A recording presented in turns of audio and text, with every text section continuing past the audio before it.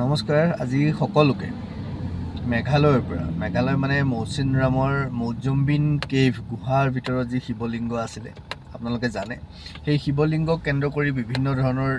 পৰিৱেশৰ সৃষ্টি হৈছিলে আমিও বহু কথা কৈছিলোঁ সংবাদ মাধ্যমত ৰাষ্ট্ৰীয় পৰ্যায়ৰ সংবাদ মাধ্যমতো বিষয়টো আলোচনা হৈছিলে মেঘালয় পক্ষৰ পৰাও বিভিন্ন ধৰণৰ কথা বতৰা কোৱা হৈছিলে আমিও বিভিন্ন ধৰণৰ কথা বতৰা কৈছিলোঁ যোৰাবাট গোৱালপাৰা এনেকৈ বিভিন্ন ৰাস্তা বন্ধ কৰাৰ প্ৰসংগ আহিছিলে তাৰ পিছত গৈ বাদ বিবাদৰ শেষত মেঘালয় হাইকোৰ্টৰ পৰা গৈ ঘূৰি 3 জানুৱাৰীৰ দিনা মেঘালয় চৰকাৰ ইষ্ট খাচী হিলছৰ DC অফিচত আৰু যি দৰবাৰ লোকেল দৰবাৰ যি আছে মৌজুম্বিন কেভৰ শিৱলিংগৰ সেইখিনি তেওঁলোকৰ সকলোৰে সহযোগত আমি বহি এখনি সভা কৰি তাৰ পৰা যিটো নিষিদ্ধ আছিলে আগষ্ট মাহৰ পৰা 2024 চনৰ আগষ্ট মাহৰ পৰা যি শিৱলিংগত পূজা সেৱা নিষিদ্ধ আছিলে সেয়া মুকলি কৰি দিয়া হ'ল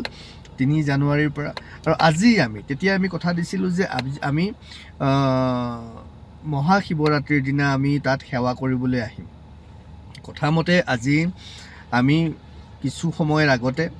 আমি মেঘালয়ৰ মৌচিনৰামত মৌজুম্বিন গুহাৰ ভিতৰত থকা প্ৰাকৃতিকভাৱে সৃষ্টি হোৱা শিৱলিংগ দৰ্শন কৰি আহিলোঁ খুব সুন্দৰ শিৱলিংগ ওপৰৰ পৰা মানে এক নিৰ্দিষ্ট মাত্ৰা টুপকে একদম পানী পৰি থাকে প্ৰাকৃতিকভাৱে শিৱলিংগটিৰ ওপৰত আপোনালোক সকলো আহিবচোন সকলো চাব আৰু সকলো আহিব লাগে প্ৰকৃতিয়ে সৃষ্টি কৰা ভগৱান নিজে থকা আচলতে আমাৰ এই গোটেই ক্ষেত্ৰখন শিৱ আৰু শক্তিৰ ক্ষেত্ৰ নহয় জানো গতিকে শিৱ আৰু শক্তি ইয়াৰ পৰাই পুনৰ এবাৰ উদ্গীৰণ হ'ব খুজিছে উদ্গীৰণ মানে আচলতে আমাক সেই চেতনা আমাৰ মাজত বিয়পাই দিব খুজিছে যে এয়া প্ৰকৃতিৰ ক্ষেত্ৰ এয়া শিৱ সনাতনৰ ক্ষেত্ৰ গতিকে এই ক্ষেত্ৰৰ পৰা আমি সনাতন সভ্যতা সংস্কৃতিৰ প্ৰতি যিবোৰ ভাবুকি আহিছে সেইবোৰ আমি নোহোৱা কৰিব লাগিব বা সেইবোৰ হ'বও নিশ্চিতভাৱে হ'ব আৰু আটাইতকৈ ভাল লগা কথাটো হ'ল ইয়াত আমি মেঘালয় প্ৰশাসনৰ পৰা যথেষ্ট বিশেষকৈ আপোনাৰ ইষ্ট খাচী হিলছৰ প্ৰশাসনৰ পৰা যথেষ্ট সহায় সহযোগ পাইছোঁ আৰু যি স্থানীয় দৰবাৰ আছিলে তেওঁলোকেও আমাক যথেষ্ট নিজে আগবঢ়াই লৈ গৈছে তেওঁলোকে যথেষ্ট মানুহ ৰৈ আছিলে আমাক আদৰণি জনাবলৈ গাঁও ডেকা বুঢ়া ল'ৰা ছোৱালী ফটো ভিডিঅ'বোৰ আমি দিম আপোনালোকে দেখিব যথেষ্ট মানুহ ৰৈ আছিলে আমাক আদৰণি নিবলৈ তেওঁলোকে আদৰণি নিছে আমি তাত পূজা সেৱা কৰিছোঁ নিশ্চিতভাৱে আমি যিহেতু এটা সিদ্ধান্ত লোৱা হৈছিলে 3 জানুৱাৰীৰ দিনা যে ইয়াত ফুল ধূপ চাকি ইত্যাদি কথা বতৰাবোৰ নহ'ব যিহেতু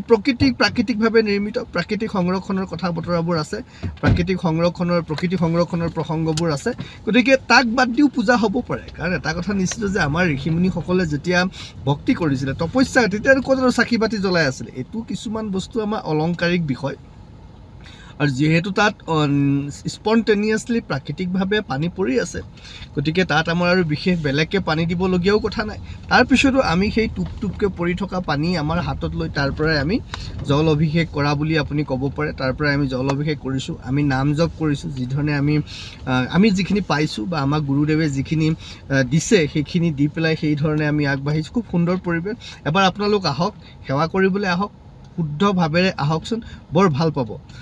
খুব ভাল লাগিল সকলো ভালে কুশলে থাকক আৰু এনেকুৱা এটা পৰিৱেশত আচলতে ইয়াৰ পৰাই পুনৰ এবাৰ সনাতন ধৰ্ম দৰ্শনৰ গোটেই কিন্তু দুখ লাগিল এটা কথাত